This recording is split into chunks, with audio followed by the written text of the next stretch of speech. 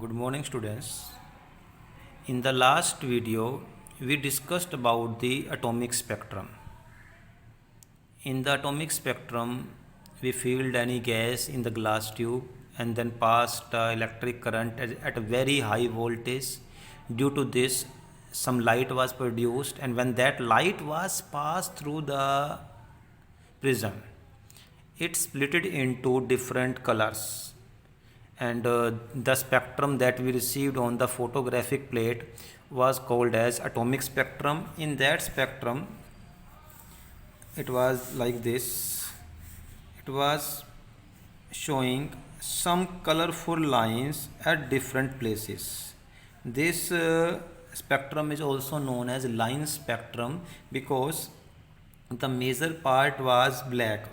And only some like red, blue, green, yellow, orange, these type of colored lines were there.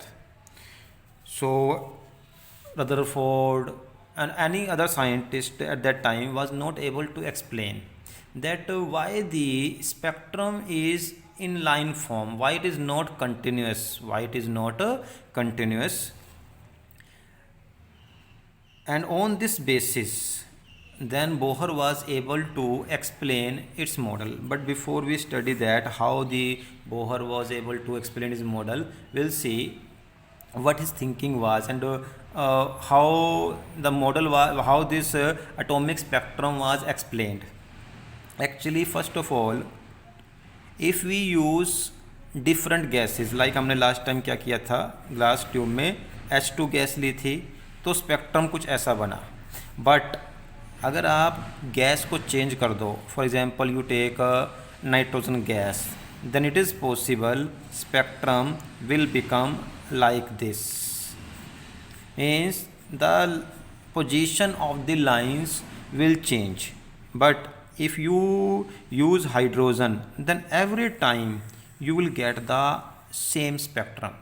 अगर आपके पास gas एक है तो हर बार spectrum एक जैसा बनेगा. But if you are changing the gases you will get different spectrum. That's why atomic spectrum को किसी भी एटम का फिंगरप्रिंट भी बोलते हैं. जैसे 2 पर्सन्स के फिंगरप्रिंट कभी मैच नहीं होते, ऐसे ही 2 अलग अलग एटम की गैसेस के एटॉमिक स्पेक्ट्रम भी कभी सेम नहीं होते. अलग अलग गैस का एटॉमिक स्पेक्ट्रम अलग अलग बनता है. ठीक है. अब ये स्पेक्ट्रम लाइन स्पेक्ट्रम क्यों बना, उसका रीज़न क्या रहा, और स्पेक्ट्रम बना ही क्यों, पहली बात तो ये means why colour produced. Actually what happened, for example आपके पास ये ट्यूब थी और इसके अंदर millions of atoms, million trillions of atoms of gas like H2, if you are saying about H2, वो थे. तो क्या हुआ, फर्स्ट ये इलेक्ट्रॉन्स थे अपने ग्राउंड स्टेट में जब इनको इलेक्ट्रिसिटी नहीं मिली थी, when they were in the tube. Then when high potential charge और electricity was passed through them, तो इन्हें इलेक्ट्रिसिटी मिली, करंट मिला, एनर्जी मिली. एनर्जी मिलने से फर्स्ट तो आपका टूट गया H2 हाइड्रोजन और हाइड्रोजन के एटम में. आफ्टर दैट जो ये हाइड्रोजन प्रोड्यूस हुए, इनके इलेक्ट्रॉन्स ने एनर्जी ली और वो जा कर के हाई लेवल पर चले गए. ठीक. और फिर जब वो वापस आए तो उन्होंने क्या किया, अपना कलर प्रोड्यूस किया. बट डिफरेंट कलर क्यों प्रोड्यूस किया, अगर एटम एक है तो कलर भी तो एक ही प्रोड्यूस होना था. एक्चुअली व्हाट हैपेंड, ये कोई ज़रूरी नहीं था कि सभी इलेक्ट्रॉन जैसे यहाँ से उठे, इधर से यहाँ. देखो क्या हुआ था, ये ग्राउंड स्टेट पहले हम कर चुके हैं वीडियो में. ये आपके पास ग्राउंड स्टेट है. मीन्स जब इलेक्ट्रॉन को एनर्जी नहीं मिली, इलेक्ट्रॉन यहाँ था एटम के अंदर, एनर्जी मिली, तो सभी एटम्स को एनर्जी बराबर नहीं मिलेगी क्योंकि गैस में इलेक्ट्रॉन अपने आप लगातार एक दूसरे के साथ कोलिजन करते रहते हैं. तो due to that collision some of the atoms have higher energy and some of the atoms have lower energy. तो एनर्जी का डिस्ट्रीब्यूशन भी सभी एटम्स के पास इक्वल नहीं है. कुछ एटम ऐसे हैं जिनकी एनर्जी बहुत ज़्यादा है तो उनके इलेक्ट्रॉन यहाँ पहुँच गए. कुछ की एनर्जी बहुत कम है तो इलेक्ट्रॉन केवल यहीं तक जंप किए. कुछ की एनर्जी इंटरमीडिएट थी तो कोई यहाँ आ गया, कोई यहाँ, कोई यहाँ. ठीक. अब जब वो इलेक्ट्रॉन, अब ये हम डिस्कस कर चुके हैं कि कभी भी इलेक्ट्रॉन हाई एनर्जी स्टेट में स्टेबल नहीं है। अब वो अपनी हाई एनर्जी स्टेट से वापस आएगा, हो सकता है तो क्या होगा, मिलियन ट्रिलियंस ऑफ एटम्स हैं। एक कंडीशन ये होगी कि इलेक्ट्रॉन ग्राउंड स्टेट से पहुंच जाए कहीं पर भी, चाहे यहाँ पहुँचे, चाहे यहाँ, चाहे यहाँ, चाहे यहाँ, वो वापस आएगा ग्राउंड स्टेट पर। एक कंडीशन ये है कि इलेक्ट्रॉन आपका चले कहीं से भी, बट वो हो सकता है कि जा कर के सेकेंड लेवल पर रुक जाए। ठीक ऐसे ही कुछ में क्या हो, कहीं से भी चले और वो कहाँ रुक जाए, आपके थर्ड लेवल पर। तो इलेक्ट्रॉन जो है वो कहीं से भी जंप कर कर कहीं भी पहुंच सकता है। मीन्स वो यहाँ से जंप करके यहाँ भी आ सकता है, वो यहाँ से जंप करके यहाँ भी रह सकता है, इधर भी इधर भी। तो अब अगर वो यहाँ से यहाँ आएगा तो ज़्यादा एनर्जी का लॉस हुआ। E is equal to H nu. अगर आप एच को हटा दो, H is proportionality constant, E is directly proportional to nu. Nu means frequency, and frequency या वेवलेंथ, दोनों ही फ्रीक्वेंसी या वेवलेंथ पर ही कलर डिपेंड करता है। अब जो इलेक्ट्रॉन यहाँ से यहाँ तक वेव फॉर्म में आया उसकी वेवलेंथ अलग होगी, क्योंकि उसकी देखो यहाँ एनर्जी ज़्यादा है। अगर वो इलेक्ट्रॉन यहाँ से केवल यहीं तक आया तो उसकी एनर्जी अलग होगी, तो इसकी वेवलेंथ और इसकी फ्रीक्वेंसी भी अलग होगी। अब वही इलेक्ट्रॉन यहाँ से यहाँ पहुँचा तो एनर्जी का डिफरेंस भी अलग है, तो उसकी फ्रीक्वेंसी भी अलग होगी, वेवलेंथ भी अलग होगी, तो कलर भी अलग होगा। तो इसीलिए because electrons were coming back to different levels from different levels, coming to different level and also coming from different level, different color of lines were produced. This was the reason for the color production, not for the line production, only for the color production, कि why different color lines are being produced, like white is red, white is yellow, white is blue, white is green. The reason being अलग अलग energy का exchange हो रहा है। But फिर still वही बात कि एक लाइंस क्यों बनी बीच में, इतना यहाँ पर ये ब्लैक स्पेस क्यों रह गया फोटोग्राफिक प्लेट के ऊपर, कलर की लाइन क्यों बनी। जैसे आपके पास सन के प्रिज्म का एक बैंड बनता है जिसमें कि कलर्स एक दूसरे में इंटरमिक्स होते हैं, why those colours were not intermixed in that spectrum. इसी से बोहर मॉडल एक्सप्लेन हुआ। तो बोहर ने क्या कहा, जो रदरफोर्ड ने थोड़ा सा एक जो कहा था उससे उल्टा बोला।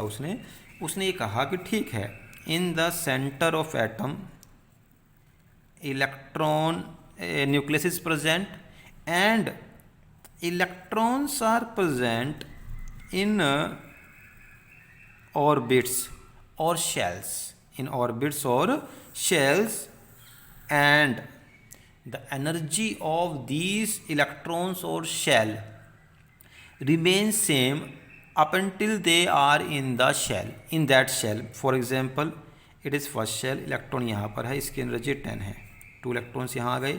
After that will fill electrons here, यहाँ पर 8 आएंगे, सेकंड में 8 आते हैं, 1 2 3 4 5 6 7 8, और 8 के बाद यहाँ आएंगे।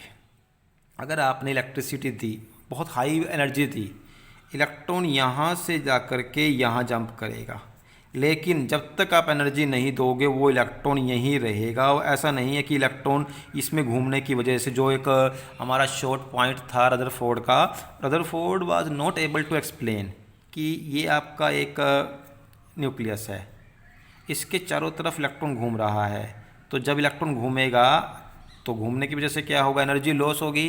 एनर्जी लूज़ होने की वजह से इसका पाथ लगातार छोटा होगा और ये एटम में जा कर के कोलैप्स हो जाएगा। ये पॉइंट रदरफोर्ड एक्सप्लेन नहीं कर सका था, इसी को एक्सप्लेन किया बोहर ने। बोहर ने क्या कहा कि ये बात तो सही है कि electrons are present around the nucleus. It was told by the Rutherford also that electrons revolve around the nucleus, but Bohr added that these electrons revolve in certain fixed energy path.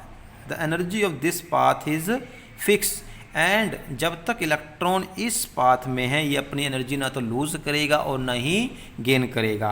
हाँ, अगर ये energy gain करेगा तो क्या होगा, ये gain करके high energy level पे पहुंच जाएगा, और एनर्जी गेन करेगा तो उससे भी हाई पे पहुंच जाएगा।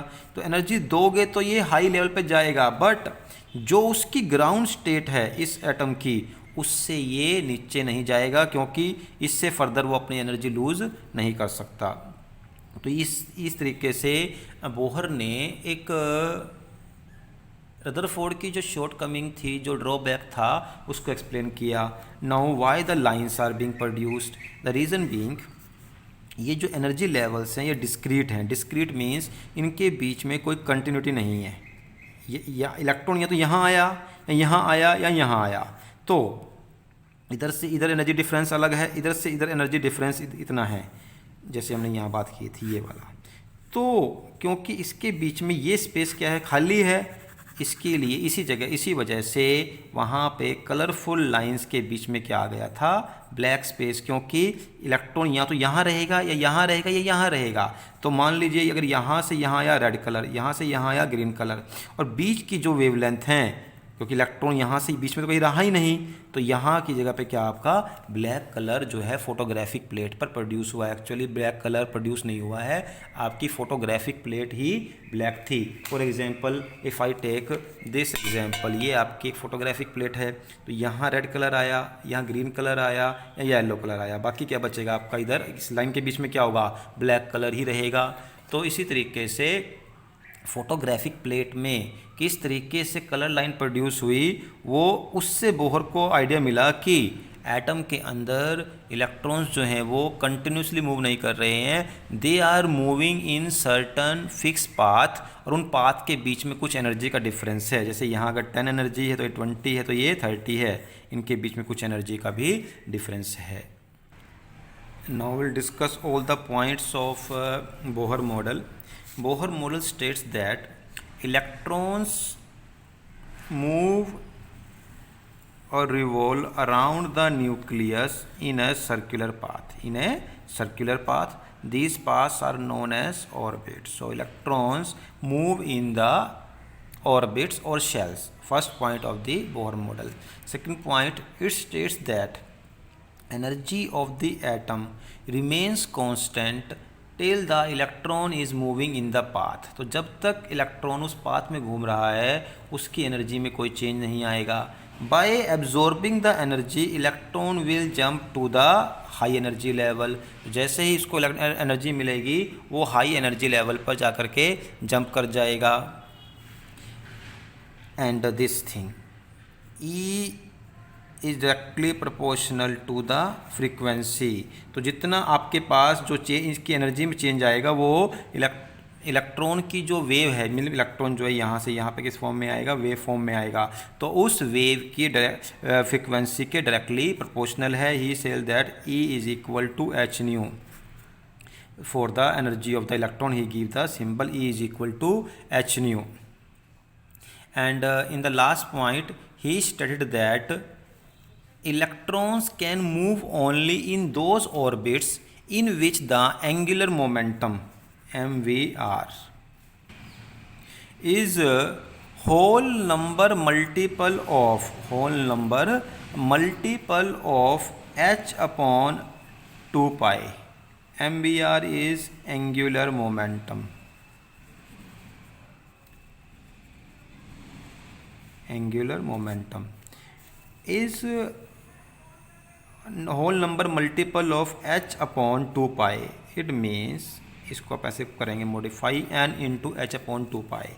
इसका मतलब क्या है, इसने कहा है कि जैसे आपके पास ये एटम का मॉडल है, ओके, ये आपके पास न्यूक्लियस है, and it is the model of Bohr atom.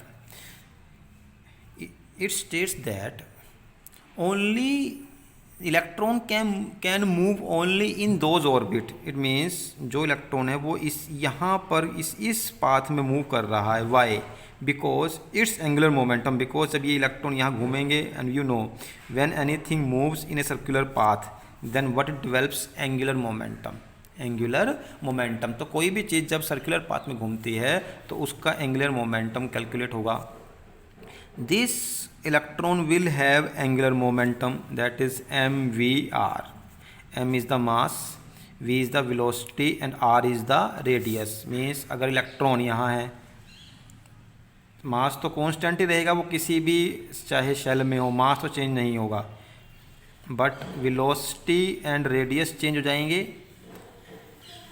Because अगर आप इस शेल में घूम रहे हो तो आपकी वेलोसिटी अलग होगी, इसमें घूमोगे तो वेलोसिटी अलग होगी, इसमें घूमोगे तो अलग होगी, एंड रेडियस भी अलग होगा।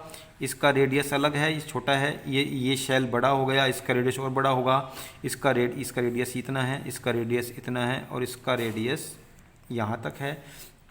तो अलग अलग शेल का रेडियस अलग है, उसमें इलेक्ट्रॉन घूम रहा है, उसकी वेलोसिटी भी अलग है, ऑल्दो मास कांस्टेंट है।